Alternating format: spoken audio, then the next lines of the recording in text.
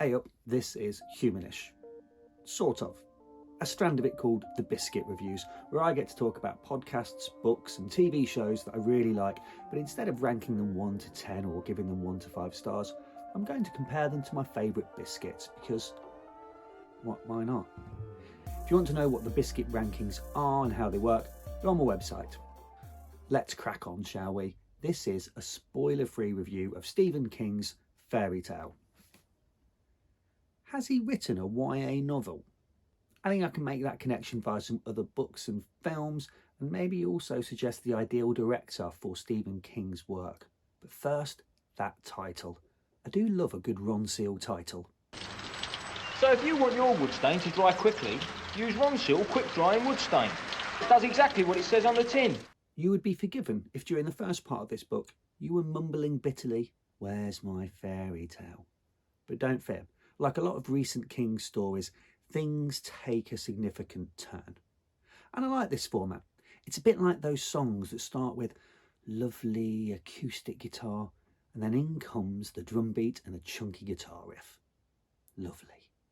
We get some of the tropes you might be expecting, such as the troubled upbringing of our child protagonist, who fills out into a suitable teenage hero. That hero is Charlie Reed, a successful high school athlete living in the sleepy town of Sentry's Rest in Illinois with his recovering alcoholic dad. We get a lot of info about Charlie's upbringing and what makes him who he is, as well as some hints about maybe some not so good deeds that he carried out whilst mainly left to his own devices.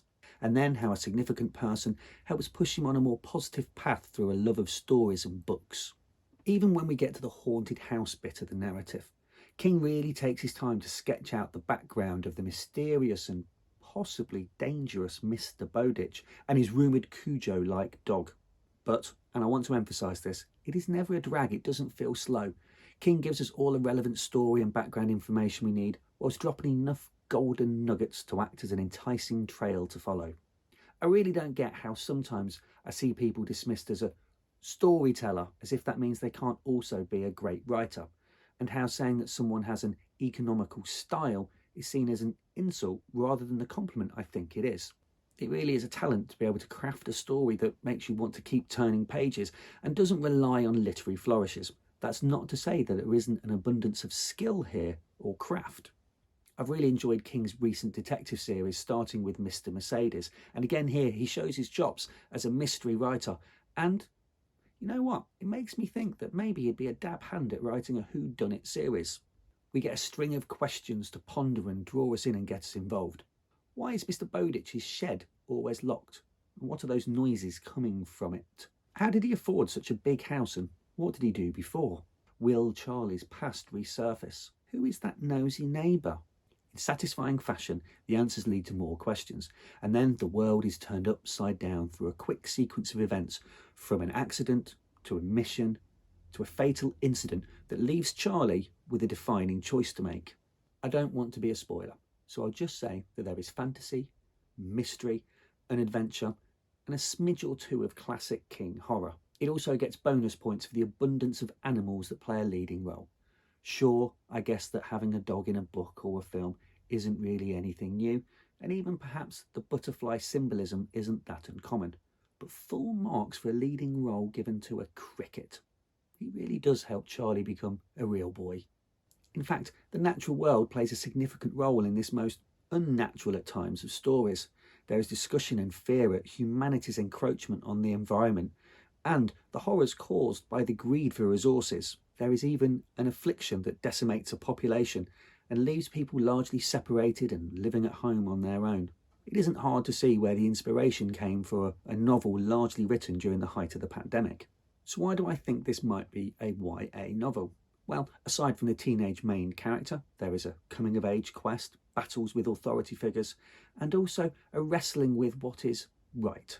There are some overlapping themes with Stranger Things in terms of the dark tone and a monster that may or may not have been conjured from the imagination. In the final third, there are hints of the Hunger Games, and in the quest there are elements of the Maze Runner. It would be quite a neat reversal if King had taken inspiration from Stranger Things, considering how much he likes the show, as he talks about it a lot on Twitter, and the fact that the show itself had taken inspiration from King. Let's face it, King is no stranger to this genre, and although his flavourings may have been more sinister with the likes of Firestarter, The Institute, The Girl Who Loved Tom Gordon, and of course It, he is certainly not shy about putting minors in mortal peril and confronting them with the challenges of life and growing up, whilst also trying to stay alive. Which brings me neatly to my final point. Surely there is an obvious choice for someone to direct King's work. Someone else with a track record of putting teens and children into the leading role and then confronting them with monsters, quests, adventures, parents, and the dangers of growing up and trying to stay alive at the same time. It's actually quite surprising to think that Steven Spielberg hasn't adapted any of Stephen King's work before. And in Fairy Tale, the lead even goes on an important bike ride, so you can kind of see the threads. Or have I gone too far? Is that too tenuous of a link? A little bit. So it was a little underwhelming to find out that although Fairy Tale is being made into a film, Spielberg isn't the director. That's going to be Paul Greengrass, he who directed some of the Bourne films, Green Zone and News of the World. A fine director, but, no Steven Spielberg. Maybe you're coming to this with the briefest knowledge of Stephen King's work and have him neatly filed away as horror. In that case, this book is the perfect reintroduction and to get to know the modern Stephen King. For me, the prospect of a new Stephen King book to immerse myself in is a proper treat, and Fairy Tale doesn't disappoint.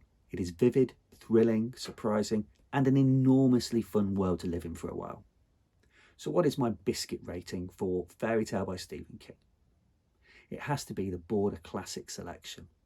Tons of quality, variety, and I didn't really want to stop. You can find a guide to my biscuit ratings and the blog and podcast version of this video on my website.